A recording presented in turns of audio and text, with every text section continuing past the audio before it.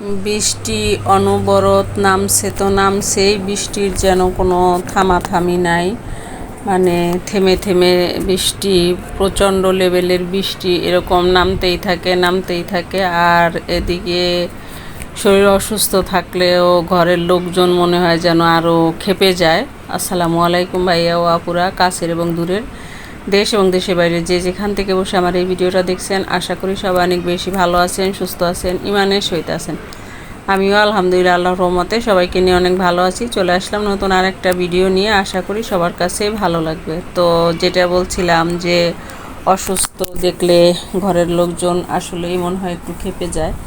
আর এক একজনের যদি খাবারের আইটেম এক এক রকম হয় তাহলে বুঝেন অবস্থা কতটা পেরেশানি বেড়ে যায়, কতটা কাজ বেড়ে যায়।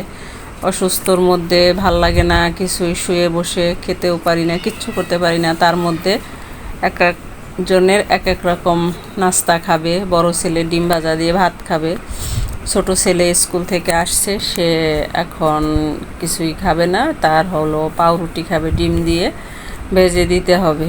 তো তোমাদের ভাইয়াও ভাত খেয়ে নিয়েছে, আর আমার শাশুড়িও ভাত খেয়ে নিয়েছে। যেহেতু আমার জ্বর, আমি আসলে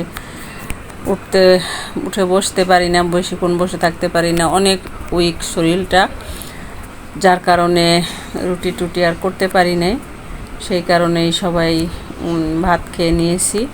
ভিডিওটা দেখতে দেখতে এই পর্যন্ত যারা চলে আসছেন, লাইক দিতে ভুলে গেছেন, প্লিজ একটা লাইক দিয়ে ভিডিওটা কন্টিনিউ করবেন। আমার এই ভিডিওটার কোনো অংশে যদি কারো একটু ভালো লেগে থাকে, আমার এই ছোট্ট চ্যানেলটা সাবস্ক্রাইব করে নোটিফিকেশন বেল আইকন বাজিয়ে দিবেন, যাতে আমি যখনই ভিডিও আপলোড দেব আপনি আপনার সুবিধা মতো ভিডিওটা দেখে নিতে পারবেন। ফেসবুক থেকে যারা দেখছেন পেজটাকে ফলো দিবেন। অলরেডি এই কাজগুলো যারা করেছেন তাদেরকে অসংখ্য অসংখ্য ধন্যবাদ। ভাইয়া ও আপুরা, ফেসবুক, ইউটিউব যে যেখান থেকে দেখছেন, ভিডিওটা বেশি বেশি শেয়ার করার অনুরোধ রইল। আপনাদের একটা লাইক, একটা শেয়ার আমার জন্য অনেক কিছু। তো দেখতেছেনই যে আসলে অসুস্থতার মধ্যে কাজ করার ফল কি হচ্ছে। তেল গরম হওয়ার আগেই আমি ডিম দিয়ে দিয়েছি, কিন্তু এখন কি আর করা, ডিমটা হয় নাই, আবার উল্টাতে নিয়েছি, তাও আবার ডিমটা গেল ভেঙে। খুব মেজাজ খারাপ হচ্ছে, মানে বাচ্চাদের উপর অসুস্থতা নিয়েও জনে জনে বাচ্চাদের জন্য আলাদা আলাদা কাজ করতে হচ্ছে, সেটার জন্য মেজাজটা কিন্তু অনেক খারাপ লাগতেছে। কি করব, বাচ্চাদের তো কিছু বলারও নাই, আর বললেও তারা বুঝবে না। ছেলে বাচ্চা, তারা করেও খেতে পারবে না, করেই দিতে হবে। এই হলো একটা কষ্টকর পরিস্থিতি। তো আমি তো দেখালাম ছোট ছেলে ডিম এনে তার নিজের ডিম চিনি দিয়ে ফেটে নিচ্ছে, পাউরুটি দিয়ে খাবে।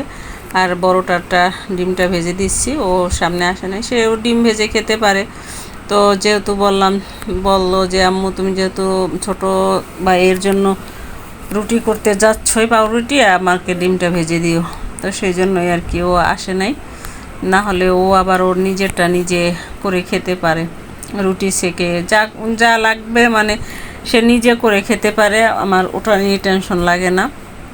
তো এই যে দেখালাম যে অবস্থা, আসলে আজকের ভিডিওটার এমন কোনো কিছুই নাই, কোনো রেসিপিও নাই বা কোনো কিছুই নাই। সেই যে আমি একটা ক্লিপ ধারণ করেছি, সেই ক্লিপটাই সরাসরি তোমাদের সাথে দেখালাম যে আসলে ঘরে যদি অসুস্থ থাকে তাহলেও মনে হয় ঘরের লোক বেশি পরিমাণ মানে কেমন যে হয়ে যায়, তারাও কিছুটা বুঝতে চায় না, এই আর কি অবস্থা। তো ডিমটা ভেজে নিয়েছি, এখন তুলে দিব।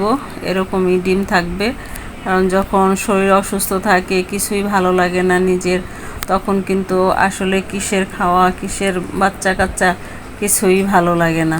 তো চুলার আগুনটা একটু বাড়িয়ে আমি ডিমটা উল্টিয়ে নিলাম, উল্টিয়ে এখন বাচ্চাকে পাঠিয়ে দিচ্ছি। আর ছোট ছেলে আবার বলতেছে যে আমি পাউরুটি খাবো, তাও আবার এই রান্নার তেল দিয়ে, সরিষার তেল দিয়ে খাবে না। আমি আবার সরিষার তেল দিয়ে দিছিলাম, ডিম ভেজে নিয়েছি, এখন রান্নার তেল দিয়ে দিয়েছি আমি ওর পাউরুটিটাকে মানে ব্রেড করার জন্য, ভাজার জন্য।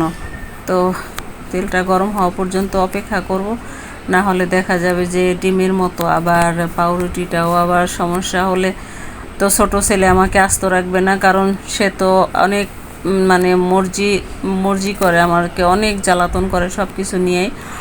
আর বড় ছেলে আবার ওরকমের না, ও আসলে আলহামদুলিল্লাহ লক্ষ্মী ছেলে, যা বলি তাই শোনে মা। কিন্তু ছোট ছেলে তা শোনে না। এখন এই যে দেখো ডিমটাকে দিয়ে দিচ্ছি, ডিম ফেটে দিয়েছে সেই। আমি ডিম ভাজতে ভাজতে ওনার ডিম ফেটা হয়ে গেছে, আমি শুধু এখন ভিজিয়ে দিয়ে দিচ্ছি। এটাই সে খাবে, এটার জন্যই মানে এই যেটা বলতে চাইছিলাম যে আসলে আজকের কোনো মানে ওরকমের কোনো রেসিপিও নাই বা ওরকমের ব্লগও নাই, তোমাদের সাথে জাস্ট একটা ক্লিপ শেয়ার করলাম। অসুস্থতার মধ্যে যা কাজ করেছি সেইটাই, মানে ঘরের যদি আসল যে মেন গৃহিণী রান্নার করে যে সেই যদি অসুস্থ থাকে, আসলে সবার খাওয়া দাওয়া নিয়েই অনেক ঝামেলা হয়ে যায়। কারণ সবার খাওয়া দাওয়ার টাইম ঠিক থাকে না, খাওয়া দাওয়ার কোনো কিছুই ঠিক থাকে না, যেন মানে একটা এলোমেলো অগোছালো অবস্থা। তো সেই রকমই হয়েছে অসুস্থ হওয়াতে। আমি ওদের কারোই টাইম ঠিক নাই, খাওয়ার ঠিক নাই।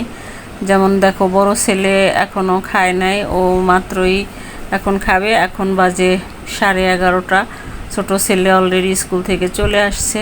ওই দেখো আগুন বাড়িয়ে দেওয়াতে পাউরুটিটাও একটু মানে দাগ লেগে গেছে, এই আর কি অবস্থা। আর এই মানে কারেন্টের ইলেকট্রিক চুলাটা মানে কেমন যেন একটু বাড়ালে দেখা যায় যে বেশি আগুন লেগে যায়, আবার একটু কমালে বেশি কমে যায়। মানে আমি ঠিক মতো এটা এখন পর্যন্ত অভ্যস্ত হয়ে উঠতে পারিনি মেবি, হয়তো যার কারণেই এরকম লাগতেছে। আর অভ্যস্ত হইলে হয়তো আবার এরকমের লাগবে না, হরহামেশা করতে পারবো।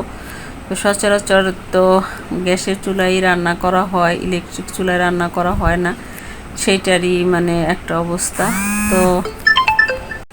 তো আমি আস্তে আস্তে উল্টে পাল্টে রুটিগুলোকে ভেজে নিচ্ছি। এটা আসলে নর্মাল যেভাবে সবাই ভাজে, ডিম দিয়ে নাস্তা বানানোর জন্য ডিম দিয়ে চিনি দিয়ে ফেটিয়ে পাউরুটি চুবিয়ে ভাজে, এটা খেতে কিন্তু ভালোই লাগে।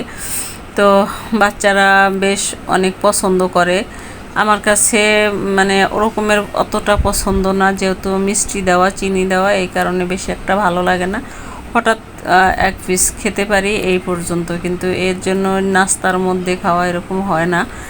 আর ছোট ছেলে বড় ছেলে এরা সবাই মিষ্টির পাগল, এরা খুবই মিষ্টি পছন্দ করে, যার কারণে এদের কথা আর নাই বলি। এরা প্রচুর লেভেলের চিনি খায়, চাতে, তারপরে এমনি পিঠা টিঠাতেও প্রচুর মিষ্টি পছন্দ করে আমার দুই বাচ্চা, তার ফুপি। তোমাদের ভাইয়া আবার কিন্তু মিষ্টি অতটা পছন্দ করে না, বা এখন তো খেতেই চায় না, কারণ চিনি খাওয়া মানা, চিনিতে অনেক সমস্যা হয়, চিনিতে সয়াবিন তেলে বিষাক্ত থাকে, যার কারণে তোমাদের ভাইয়া একদমই খেতে না খেয়ে পারলে খাই না। আমরা সবসময়ই সরিষার তেল ব্যবহার করি। এটা উনি ঘানি ভাঙ্গা ওনার এক ফ্রেন্ড ব্যবসা করে, সেখান থেকে অর্ডার দিয়ে একসঙ্গে নিয়ে আসে 10 লিটার, আবার শেষ হইলে আবার অর্ডার দিয়ে আনে। একসঙ্গে এত দূর থেকে আনা, কুরিয়ার চার্জ আছে একটা, যার কারণে একসঙ্গে একটু বেশি আনে। তোমাদের সাথে আরেকটু জিনিস শেয়ার করি বাহির দিয়ে। দেখো বৃষ্টি আসতেছে, জানালা দিয়ে একটু দেখাই। এই ছিল আমার আজকের ভিডিওটা কেমন হয়েছে অবশ্যই কমেন্টে জানিও। আমার জন্য দোয়া করো, আমি যেন তাড়াতাড়ি সুস্থ হয়ে যাই। ফিরে আসবো নতুন কোনো ভিডিও নিয়ে। আজকে এ পর্যন্তই। দেখো বাহিরের প্রকৃতি, এটা আমার কাঁঠাল গাছ। আল্লাহ হাফেজ।